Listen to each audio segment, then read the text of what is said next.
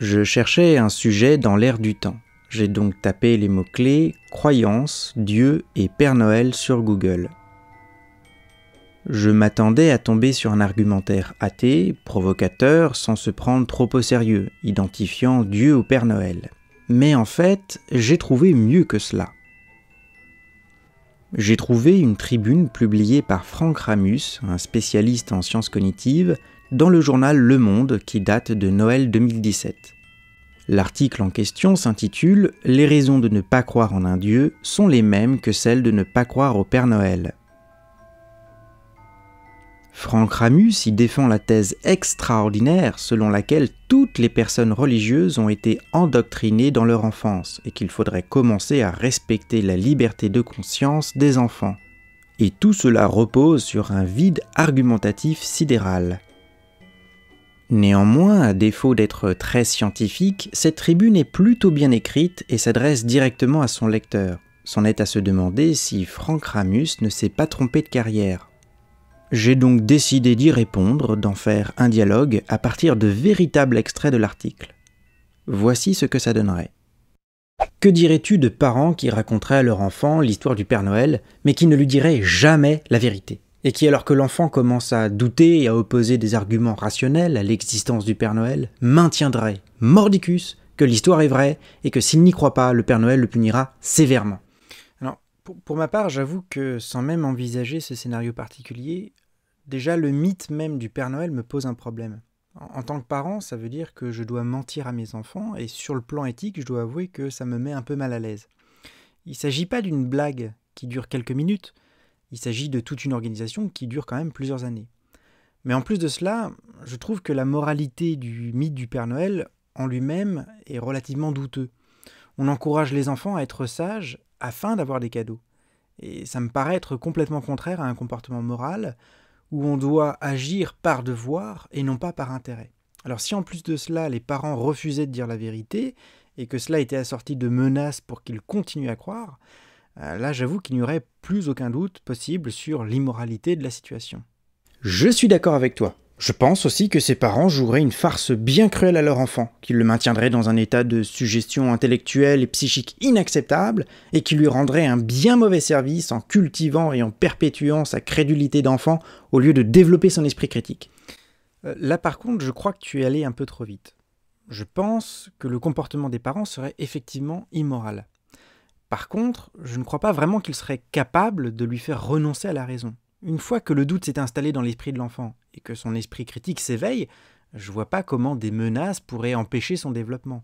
Alors je ne dis pas qu'il serait épanoui, il serait certainement souffrant et probablement déchiré intérieurement. Mais des menaces n'ont jamais convaincu personne. Et si en plus ces menaces sont purement chimériques, puisqu'il ne croit plus au Père Noël, il ne peut pas non plus croire qu'il sera puni. Alors, ces menaces, je ne vois pas comment elles pourraient l'atteindre. Tout ce qui peut l'atteindre, tout au plus, c'est seulement l'attitude de ses parents. Et que dirais-tu si des parents inscrivaient leur enfant de 1 an, de 5 ans ou de 10 ans à un parti politique ? Je ne parle pas de l'influence normale que des parents peuvent avoir sur les opinions politiques de leurs enfants, non. Je parle d'une affiliation forcée à un parti politique. Ne trouverais-tu pas qu'il s'agit d'une tentative d'endoctrinement inacceptable, l'enfant n'étant pas en âge d'avoir des opinions politiques et n'étant pas en capacité de consentir à une affiliation partisane ? Ne penserais-tu pas qu'il s'agit là d'un abus de pouvoir qui est inexcusable ? En fait, ça me semblerait presque plus ridicule qu'immoral en réalité. Je comprends bien que des enfants en bas âge puissent accompagner leurs parents à un meeting politique, par exemple. Ça fait partie de la vie familiale si les parents sont engagés. En revanche, je ne comprends pas comment on pourrait prétendre les affilier à un parti politique. Un enfant de 1 an ne peut pas adhérer à une opinion politique, il ne peut donc pas adhérer à un parti politique. Si on l'encarte, c'est un papier qui est sans valeur, qui n'a pas d'autre signification finalement que le désir des parents de le voir adhérer au parti plus tard. Mais au moment même, ça ne correspond à rien. Je comprendrais le désir des parents s'ils pensent que tel ou tel parti est un bon parti. Ils veulent le meilleur pour leur enfant et ça se comprend très bien. Mais en revanche, cette histoire d'affiliation me semble complètement ridicule, bien plus ridicule d'ailleurs que immorale. Ce qui me semblerait immoral dans le fond, en revanche, c'est qu'on puisse chercher à convaincre son enfant, une fois qu'il a l'âge de comprendre ces questions, sur la base de mensonges, aussi bien sur les faits que sur les opinions par exemple du camp adverse. Non seulement je trouve cela immoral, mais je trouve que c'est carrément contre-productif. Parce que s'il se retrouve un jour à débattre avec une autre personne ou face à une opinion opposée, il sera complètement désarmé. C'est beaucoup plus efficace de lui présenter les choses de la façon la plus objective et de la façon la plus complète possible, mais ça comprend aussi une présentation juste des opinions alternatives. Et c'est d'ailleurs à cette condition qu'il sera véritablement libre de faire un choix éclairé. Au fond, je pense que c'est exactement ce que font tous les parents qui élèvent leurs enfants dans la religion. Ce qu'on trouve inacceptable dans le cas du Père Noël, ou de l'adhésion précoce à un parti politique. On le trouve normal dès qu'il s'agit de religion. Franchement, je ne vois vraiment pas le rapport entre les cas présentés et la religion. Dans le cas du Père Noël, ce qui est contestable en premier lieu, c'est le mensonge. Les parents savent que le Père Noël n'existe pas, mais ils disent à leur enfant qu'il existe. Or, ce n'est pas du tout le cas de la religion. Dans le cas de la religion, les parents croient que Dieu existe, et ils disent ce qu'ils croient à leurs enfants. De plus d'ailleurs, dans la version modifiée que tu as proposée, tu mets en avant le rejet de la raison critique et l'apologie de la crédulité. Or, on peut tout à fait vouloir encourager à la fois la religion et la raison chez ses enfants. Les athées ont l'habitude de commettre un sophisme du faux dilemme, en opposant d'un côté la foi et de l'autre la raison. Mais il n'y a absolument rien de nécessaire là-dedans. On peut tout à fait penser que la religion doit se fonder sur des arguments rationnels. D'autre part, concernant l'adhésion précoce à un parti politique, tu sembles penser que les religieux imposent leur religion à leurs enfants, qu'ils les affilient à une religion. Or, pour ce qui est du christianisme, c'est loin d'être le cas. Par exemple, moi qui suis membre du protestantisme, on insiste sur la foi personnelle et on ne baptise que des adultes. Et dans le cas du catholicisme, pour donner un autre exemple, même si les enfants peuvent être baptisés, ils doivent quand même confirmer leur baptême une fois qu'ils ont atteint l'âge de raison. Donc je pense que tu es un peu quand même excessif dans tes propos. Pourtant, la croyance en Dieu n'est pas différente de la croyance au Père Noël. Il n'y a aucune preuve de crédibilité de l'un comme de l'autre. Leurs attributs magiques défient à la fois l'expérience personnelle que nous avons du monde et la connaissance objective qu'en fournit la science. La seule différence, c'est que les enfants croient au Père Noël tandis que les adultes croient en Dieu. Et c'est la raison pour laquelle on tend à considérer que la croyance en Dieu est moins ridicule. Et pourtant, c'est exactement la même chose. Franck, là, c'est ton propos qui tombe dans le ridicule. Il n'y a clairement pas de ressemblance entre la croyance au Père Noël et la croyance en Dieu, aussi bien sur le plan épistémologique, à savoir la façon dont on y croit, que sur le plan ontologique, c'est-à-dire sur la nature de l'objet qui est cru. Les enfants croient au Père Noël pour au moins 3 raisons. Tout d'abord, ils en reçoivent un témoignage unanime. Ils reçoivent un témoignage de leurs parents qu'ils considèrent comme étant des experts, comme étant des personnes qui savent. Ensuite, parce qu'ils peuvent voir le Père Noël à l'école ou dans les magasins. Donc ils en font l'expérience directe. Et puis enfin, le Père Noël explique l'existence des cadeaux au pied du sapin. Donc de leur point de vue, contrairement d'ailleurs à une opinion reçue, de leur point de vue, la croyance au Père Noël est parfaitement rationnelle. Si maintenant les enfants cessent d'y croire, c'est parce que d'une part, l'unanimité du témoignage finit par s'affaiblir. Il y a des petits camarades de classe qui viennent dire que le Père Noël n'existe pas. Il y a aussi le fait qu'une hypothèse explicative à la présence des cadeaux au pied du sapin se présente, une autre hypothèse, souvent donnée par ces mêmes camarades, à savoir que le Père Noël finalement ne serait qu'un déguisement et que ce sont les parents qui offrent des cadeaux. Donc il y a une autre hypothèse disponible. Et puis surtout, les enfants peuvent surprendre leurs parents avec ces mêmes cadeaux.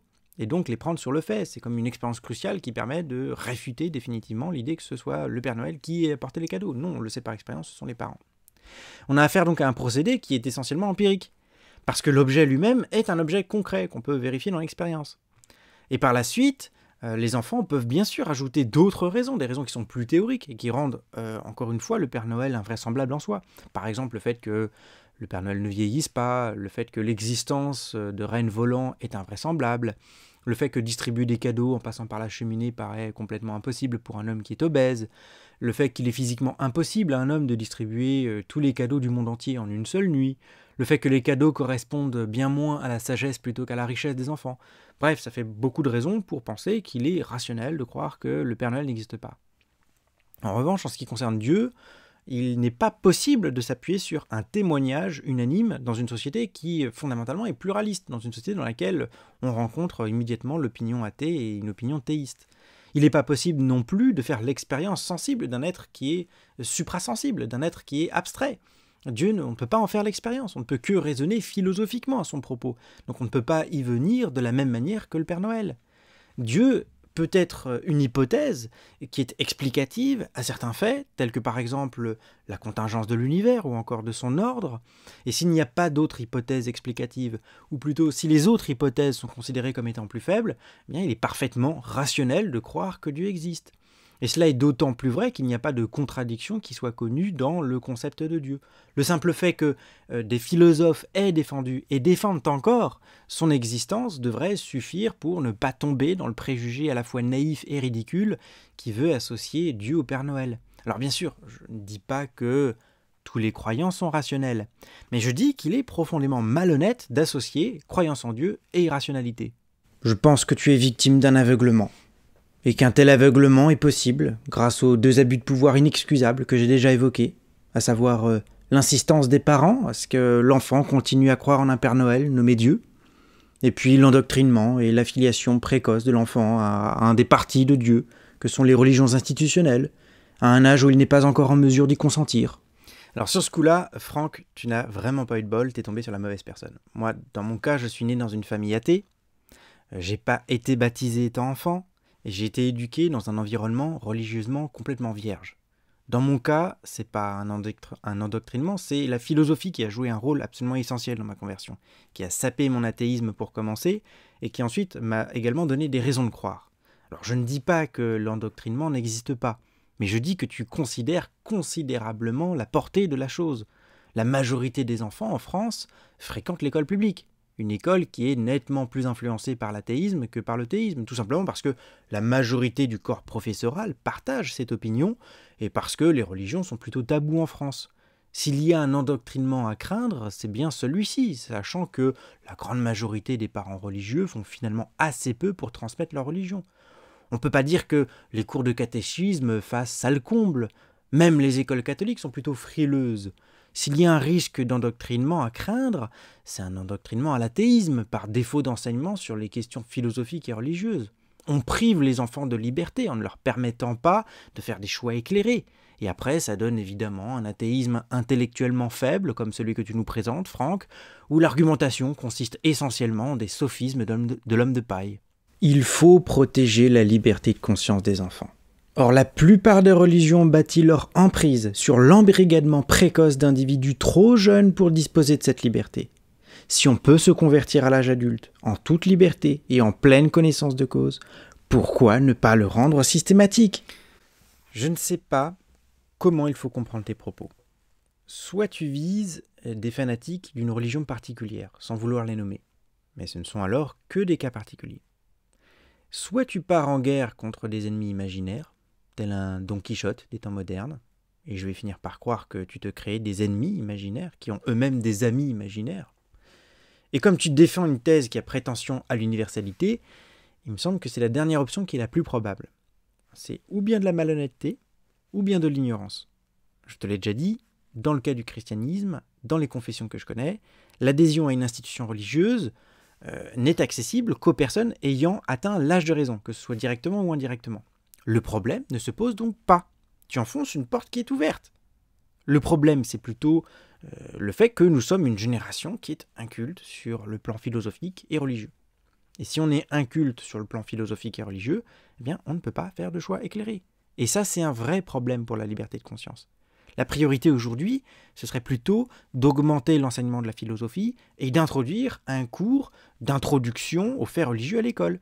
Si on veut former de bons citoyens, il faut les rendre capables de comprendre leur prochain, plutôt que de fantasmer sur leur prétendue crédulité ou endoctrinement. Donc Franck, je suis désolé de te le dire, mais tu ne connais clairement pas ton sujet. C'est un fantasme que tu nous décris là, pas une réalité.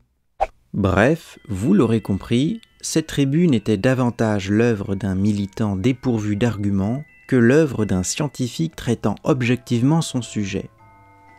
Vous trouverez peut-être que les propos que j'attribue à Franck Ramus sont improbables tant ils sont excessifs. La thèse de l'endoctrinement universel de toutes les personnes religieuses est tout simplement trop naïve pour qu'un directeur de recherche au CNRS puisse y adhérer. Mais je vous invite à aller vérifier par vous-même.